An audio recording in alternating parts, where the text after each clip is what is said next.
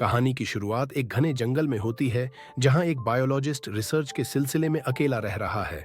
वह शहर से बहुत दूर प्रकृति के बीच अपने प्रयोगों में व्यस्त रहता है।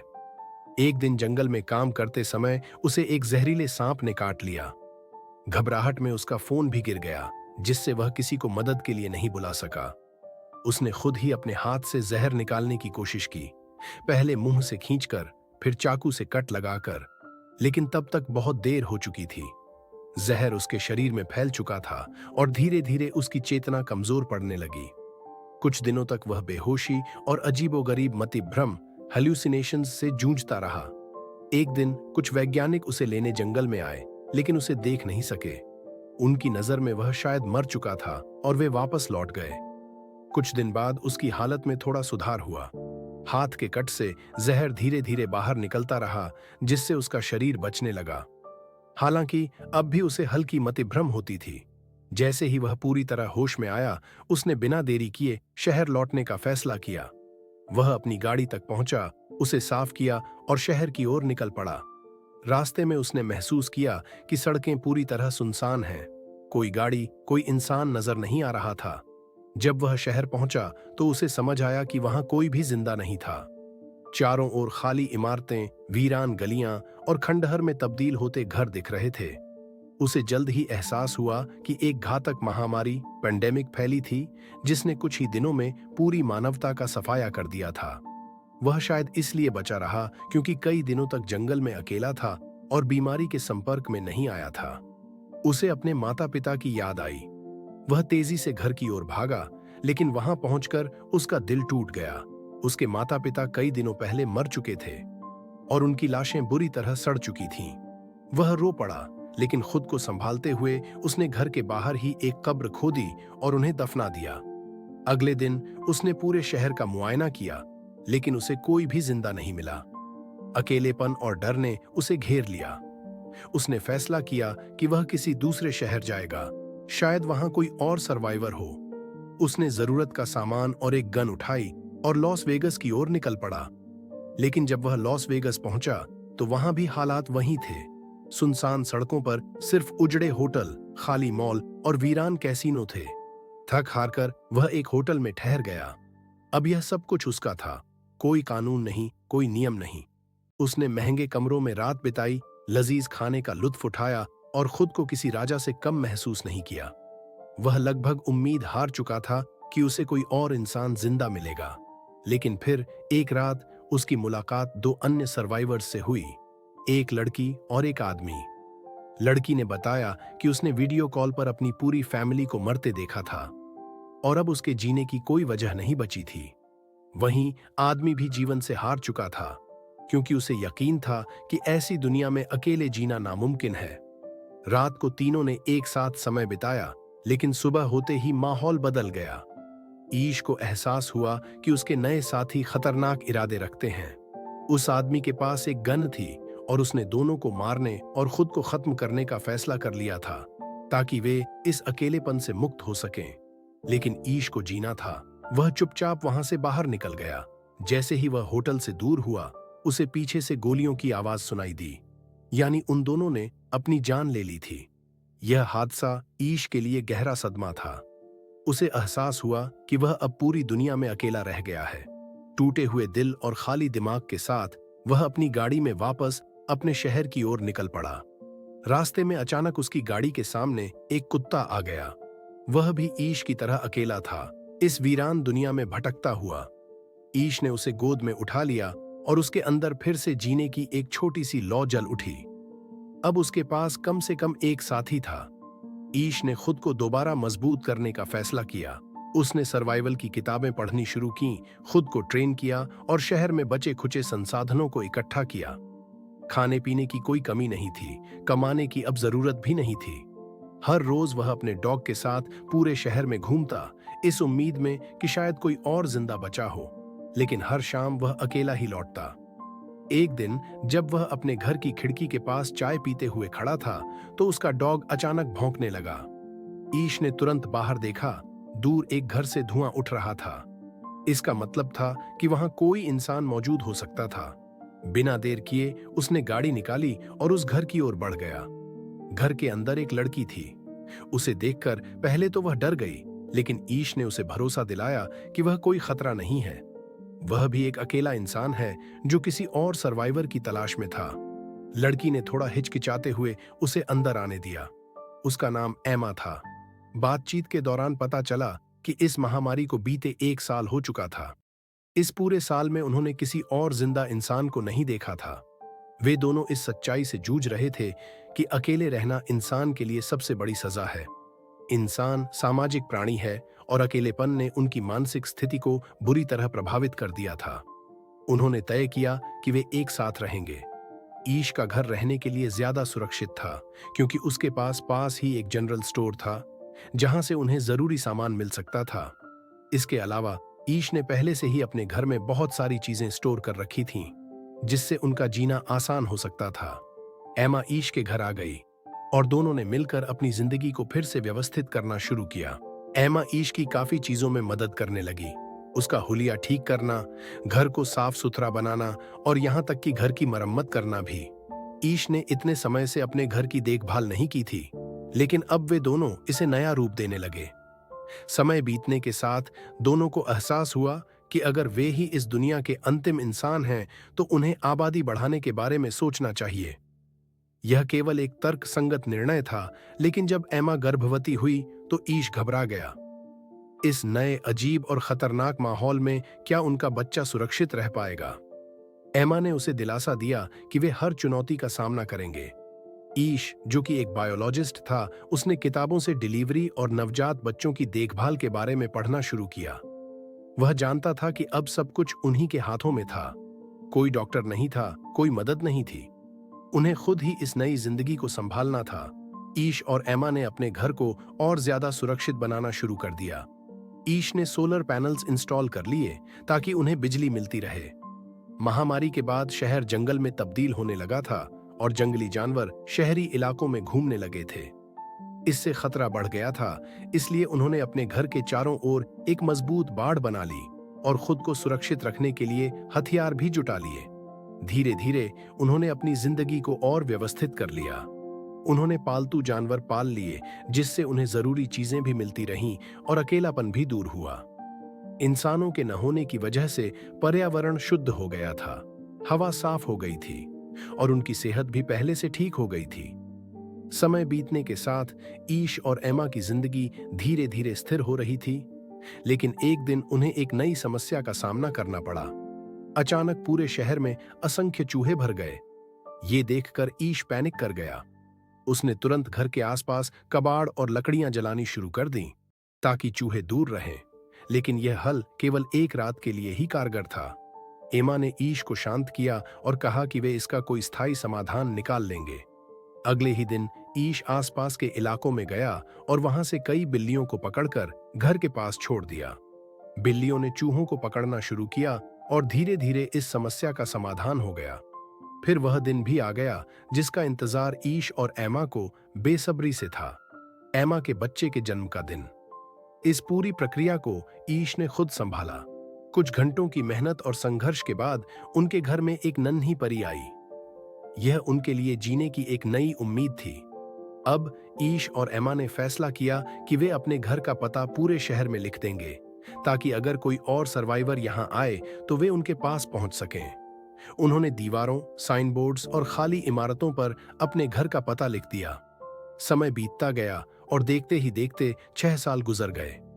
एक दिन ईश जंगल की तरफ किसी काम से गया था, तभी अचानक उसकी कार के सामने एक जंगली जानवर आ गया। वह घायल था और तड़प रहा था। ईश ने उसकी तकलीफ खत्म करने के लिए उसे गोली मार दी। गोली की आवाज पास ही एक लड़की ने सुनी, जो यह देखकर घबरा गई और जंगल की ओर भागने लगी। ईश ने उसे दौड़ते हुए देख लिया और तुरंत उसके पीछे भागा। लड़की को लगा कि ईश उसे नुकसान पहुंचाएगा, लेकिन ऐसा कुछ नहीं था। वह तो खुद सर्वाइवर्स की तलाश कर रहा था। जब ईश ने उसे एक सेब खाने के लिए दिया, तब जाकर लड़की को एहसास हुआ कि ईश कोई खतरा नहीं है। ईश उसे अपने साथ घर लाना चाहता था, लेकिन लड़की फिर भी डरी हुई थी और कार में बैठने के बजाय ट्रंक में छिप गई। घर पहुंचने पर भी वह ट्रंक से बाहर नहीं निकली। इस दौरान हमें देखने को मिलता है कि इन 6 सालों में ईश और एमा के 2 और बच्चे हो चुके थे। अब उनके घर में जिंदगी पहले से कहीं ज्यादा जीवंत थी। इसके अलावा उनके छोड़े गए संदेशों को देखकर दो और सर्वाइवर्स, जॉर्ज और मरीना, उनके पास रहने आ चुके थे। वे भी पिछले 1 साल से ईश और एमा के साथ ही रह रहे थे। हालांकि जंगल से लाई गई लड़की अभी भी डरी हुई थी और ट्रंक से बाहर नहीं आ रही थी। पूरी रात उसने वहीं बिताई। सुबह मरीना जब उसे खाना देने गई तो लड़की ने डरकर खाना फेंक दिया। मरीना ने उसे शांत किया और अपनी कहानी सुनाई, कैसे वह और जॉर्ज महीनों तक इस अकेली दुनिया में भटकते रहे, फिर ईश और एमा का संदेश पाकर उनके पास आ गए। मरीना की बातों से लड़की थोड़ा सहज हुई और धीरे धीरे उनके साथ घुलने मिलने लगी, लेकिन उसने अब तक अपना नाम नहीं बताया था।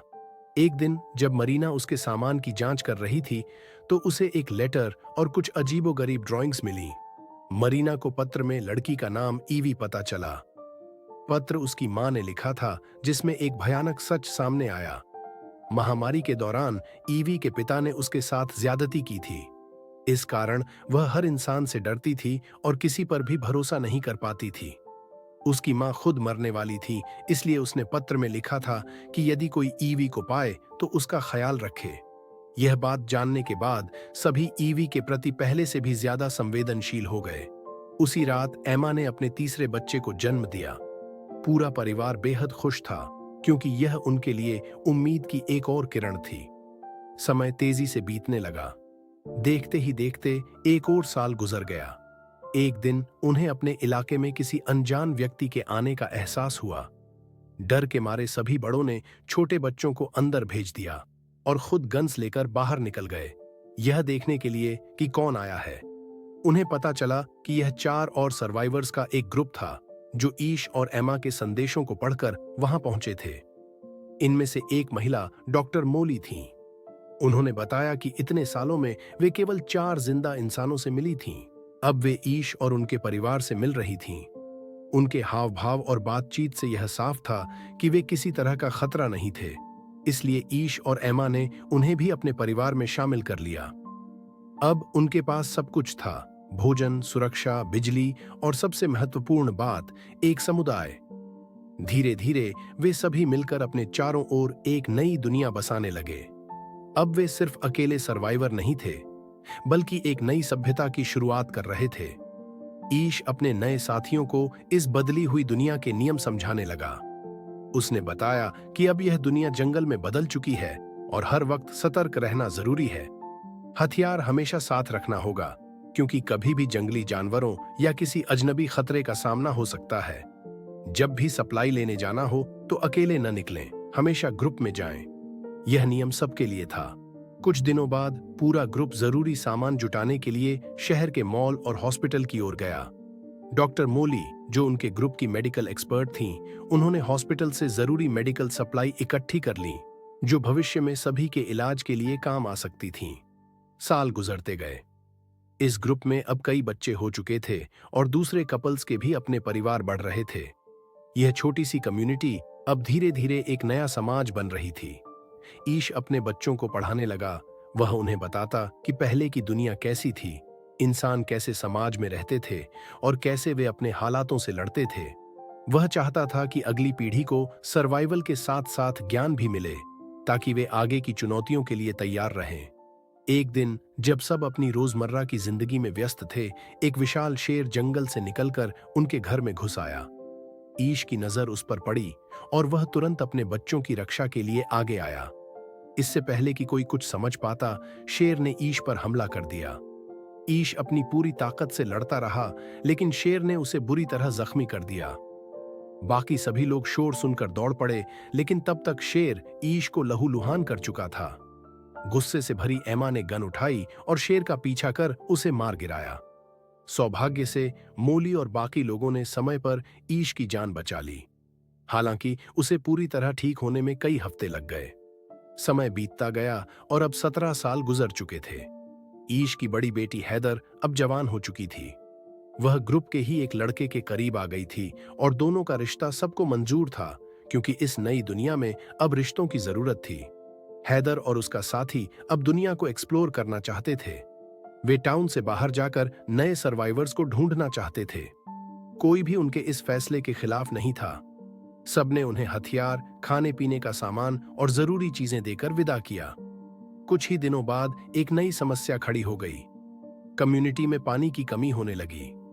जब ईश और उसके कुछ साथी पुराने डैम पर गए तो उन्हें पता चला कि डैम का पानी खत्म हो रहा है। यह उनके लिए जानलेवा साबित हो सकता था, क्योंकि पानी के बिना वे ज्यादा दिन तक सरवाइव नहीं कर सकते थे। कुछ दिनों बाद उनके इलाके में एक नया सर्वाइवर्स ग्रुप आया। इनके पास 2 ट्रक थे, लेकिन पेट्रोल की कमी थी। वे ईश से पेट्रोल मांगने आए थे और बदले में उन्होंने पानी निकालने का एक समाधान देने की पेशकश की। उनके पास ड्रिलिंग मशीन थी, जिससे वे जमीन के नीचे से पानी निकाल सकते थे। ईश को यह डील सही लगी। उसने अपनी कम्युनिटी के साथ विचार विमर्श किया और फैसला लिया कि ये लोग उनके साथ रह सकते हैं, लेकिन सतर्क रहना होगा। ईश ने सबको चेतावनी दी, संभल कर रहना, हो सकता है कि ये लोग खतरनाक हों। डील के मुताबिक ड्रिलिंग शुरू हो गई। कई दिनों की मेहनत के बाद आखिरकार पानी निकल आया। पूरी कम्युनिटी खुशी से झूम उठी। रात को सबने इस सफलता का जश्न मनाया, लेकिन ईश को कुछ अजीब लगा। रात के अंधेरे में उसने देखा कि नए ग्रुप का लीडर चार्ली चोरी छिपे एक कमरे से बाहर निकल रहा था। बाहर उसका एक आदमी पहरा दे रहा था। ईश को शक हुआ। वह कमरे में गया और देखा ईवी डरी सहमी पड़ी थी। ईवी ने बताया कि चार्ली ने उसके साथ जबरदस्ती करने की कोशिश की थी। ईश को झटका लगा। चार्ली ने कहा था कि अब हम यहां से नहीं जाएंगे, हमारे पास बहुत सारी सप्लाई और गन्स हैं। कम्युनिटी का फैसला, न्याय या माफी। ईश ने तुरंत पूरी कम्युनिटी को इकट्ठा किया और यह भयानक सच सबको बताया। अब एक मुश्किल फैसला लेना था। क्या चार्ली को मार देना चाहिए? कुछ लोग मानते थे कि इस दुनिया में अब बहुत कम इंसान बचे हैं। अगर हम चार्ली को मार देंगे तो यह आबादी के लिए नुकसान होगा। लेकिन ईश ने कहा, अगर हमने चार्ली को नहीं मारा तो वह हमें मार देगा। हमें अपनी कम्युनिटी की रक्षा करनी होगी। अब ये लोग एक योजना बनाते हैं और चारों तरफ से चार्ली को घेर लेते हैं। इससे पहले कि चार्ली कुछ कह पाता, ईश ने एक कुल्हाड़ी से उसकी जान ले ली और उसे दफन कर दिया। इस घटना के बाद ईश को काफी बुरा महसूस हुआ, क्योंकि यह पहली बार था जब उसने किसी की जान ली थी। हालांकि उसने यह सब अपनी कम्युनिटी की सुरक्षा के लिए किया था, लेकिन फिर भी वह इस कृत्य से दुखी था। सुबह होते ही ये लोग चार्ली के ग्रुप को उसकी मौत की सूचना देते हैं और बताते हैं कि चार्ली ने उनकी कम्युनिटी की एक लड़की को टॉर्चर किया था। यह सुनकर चार्ली के ग्रुप को ज्यादा दुख नहीं हुआ। कुछ ने तो यह भी खुलासा किया कि चार्ली अपने लीडर होने का फायदा उठाता था और अपने ग्रुप की लड़कियों को भी टॉर्चर करता था। चार्ली की मौत से सभी खुश थे, सिवाय उसके एक दोस्त के, जिसने ईश और उसकी कम्युनिटी पर चिल्लाना शुरू कर दिया। ईश ने तब चार्ली के पूरे ग्रुप से कहा, हमारे पास किसी चीज की कमी नहीं है, आप सब यहाँ शांति से रह सकते हैं, लेकिन यह लड़का नहीं, क्योंकि इसमें चार्ली जैसी ही प्रवृत्ति नजर आ रही है जो हमारे लिए खतरा हो सकता है। सभी की सहमति से चार्ली के दोस्त को कम्युनिटी से बाहर निकाल दिया गया। पहले तो वह लड़का चला गया, लेकिन जल्द ही उसे एहसास हुआ कि वह बाहर अकेला सरवाइव नहीं कर पाएगा। वह वापस लौट आया, लेकिन ईश ने अपनी कम्युनिटी की सुरक्षा को प्राथमिकता देते हुए उसे फिर से शामिल करने से मना कर दिया। इस बीच कम्युनिटी के बच्चे एक पुराने शोध के आधार पर प्लेन बनाने की कोशिश कर रहे थे और उन्हें विश्वास था कि वे जल्द ही इसे पूरी तरह से बना लेंगे। लेकिन इससे पहले कि वे इस काम में सफल होते, कम्युनिटी को एक और बड़ी समस्या का सामना करना पड़ा। कई लोग उस पुराने वायरस से संक्रमित हो गए जिससे ये सर्वाइवर्स पहले किसी तरह इम्यून हो गए थे। मोली ने अपने पास मौजूद दवाइयों से उनका इलाज किया, लेकिन ईश का बेटा गंभीर रूप से बीमार हो गया। उसकी हालत इतनी खराब हो गई कि पूरी कम्युनिटी परेशान थी। इसी दौरान ईश की बड़ी बेटी अकेले घर लौटी। वह रो रही थी। सबने उससे उसके साथी के बारे में पूछा। रोते हुए उसने बताया कि जब वे सफर पर निकले थे तो उन्होंने कई शहरों में सर्वाइवर्स की तलाश की, लेकिन कोई नहीं मिला। फिर वे एक जंगल में पहुंचे जहां उन्हें एक व्यक्ति मिला। उस व्यक्ति ने उसके साथी को मार डाला और कहा कि यह चार्ली का बदला है। यह वही व्यक्ति था जिसे ईश ने कम्युनिटी से निकाला था। खुद को बचाने के लिए उसने उस व्यक्ति को भी मार दिया और घर लौट आई। इस घटना से सभी दुखी थे। इसी बीच ईश का दूसरा बेटा भी बीमारी से मर गया। इसके बाद कम्युनिटी के 3 और सदस्य भी मारे गए। इन त्रासदियों ने ईश को पूरी तरह तोड़ दिया। उसे लगने लगा कि अब वह इस दुनिया में नहीं रहना चाहता। तब एमा ने उसे संभाला। उसने ईश से कहा, याद करो, जब हमें कोई सहारा नहीं मिला था, तब हमने मिलकर नई शुरुआत की थी। आज हमारा इतना बड़ा ग्रुप है, हमें ही इस दुनिया को आबाद करना है। अगर तुम हार मान जाओगे तो बच्चों को कौन ट्रेनिंग देगा? एमा की बात सुनकर ईश को हिम्मत मिली। वह पहाड़ों पर सूरज उगते देखने चला गया। उसे एहसास हुआ कि यह दुनिया पहले जैसी नहीं रही, अब यह एक नई दुनिया है। वह समझ गया कि अपने बच्चों को नई परिस्थितियों में जीना सिखाना होगा।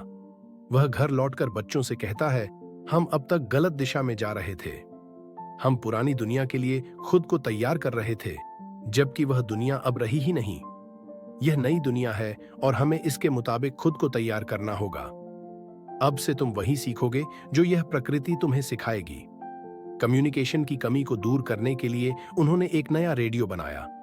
इसके जरिए उनकी बातचीत मजबूत हुई। इसके बाद ईश ने नए नए सामाजिक कार्यक्रम आयोजित किए, जिससे बच्चों ने समझा कि जीवन कैसे सभी के साथ मिलजुल कर बिताया जाता है। इसी के साथ यह कहानी यहीं समाप्त होती है। तो दोस्तों, आपको यह कहानी कैसी लगी, हमें कमेंट में बताएं। अगर वीडियो पसंद आई हो तो लाइक और शेयर करें और हमारे चैनल को सब्सक्राइब करना न भूलें। साथ ही बेल आइकॉन जरूर दबाएं ताकि आप हमारी नई वीडियो की नोटिफिकेशन सबसे पहले पा सकें। धन्यवाद।